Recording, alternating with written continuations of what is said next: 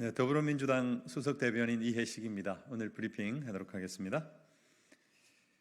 입법청문회 후 통과된 최혜병 특검법 6월 국회 내 처리해 진실을 100일 하에 드러내겠습니다. 어제 국회 법제사법위원회에서 최혜병 특검법 입법청문회가 있었습니다. 시작부터 이종섭 전 국방부 장관, 신범철 전 국방부 차관, 임성근 전 해병대 1사단장 등 세 사람의 핵심 증인은 선서를 거부했습니다. 또한 VIP 경로서를 박정훈 전 수사단장에게 전한 김계환 해병대 사령관을 비롯 대부분의 증인들이 대통령의 경로와 대통령실의 외압 관련된 결정적인 질문에는 증언을 거부했습니다. 선서와 증언을 거부하는 이유는 분명합니다.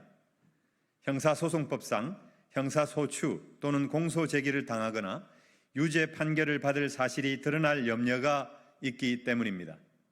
달리 말하면 재판을 받거나 유죄 판결을 받을 사실을 숨기기 위해서 선서와 증언을 거부한 것입니다.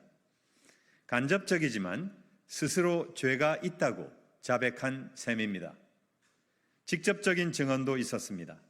신범철 국방부 차관은 당시 대통령과의 통화가 사건 회수와 관련된 것이었다고 말했습니다. 유재훈 법무관리관은 대통령실 임기훈 비서관에게 전화가 와서 경북경찰청에서 전화가 올 거라는 얘기를 해줬다는 답변을 했습니다. 대통령의 직접적인 개입과 대통령실의 외압이 있었다는 증언이었습니다. 이제 수사로 밝혀야 합니다.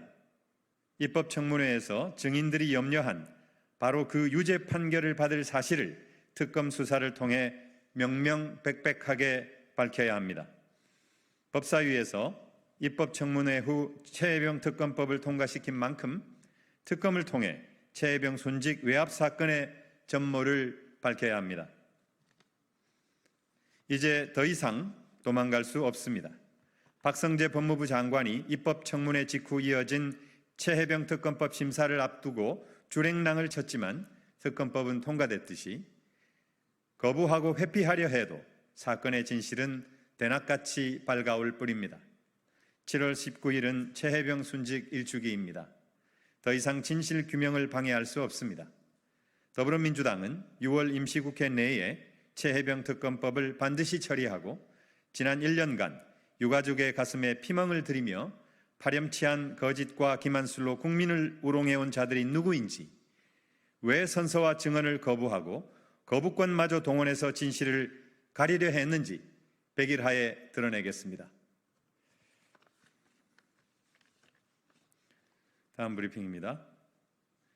제22대 국회 열차 18량 모두 출발합니다. 떠난 뒤에 손 흔들지 말기 바랍니다. 어제 오후 우원식 국회의장 주재로 여야 간 원구성 협상이 있었지만 또다시 결렬됐습니다. 몇 번째인지 이제 세기도 힘이 듭니다. 22대 국회가 개헌한 지 한 달이 다 돼가지만 국정을 책임지고 있는 집권 여당이 국회 발목 잡기를 계속하고 있으니 통탄할 노릇입니다. 경제가 어느 때보다 어렵습니다. IMF 때보다 더 힘들다고 합니다. 고통받는 서민의 삶을 번연히 지켜보면서 산더미처럼 쌓이고 있는 민생 현안을 무시한 채 언제까지 목리만 부릴 셈입니까?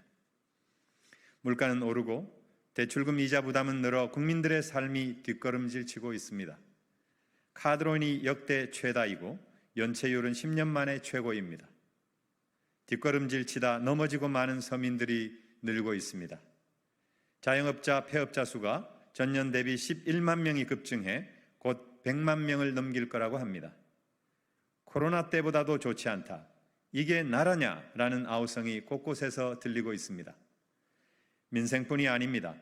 외교 안보 영역에서도 위기가 커지고 있습니다. 북한과 러시아는 군사동맹에 가까운 조약을 맺었고 정부는 우크라이나의 살상무기 지원을 검토하면서 한반도의 안보 상황이 급냉하고 있습니다.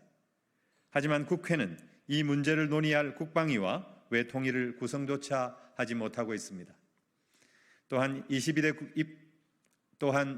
국회 임기가 시작된 이후 800여 건 가까운 법안이 제출돼 심사를 기다리고 있습니다. 국민은 일하기를 거부하는 국민의힘을 용납하지 못할 것입니다.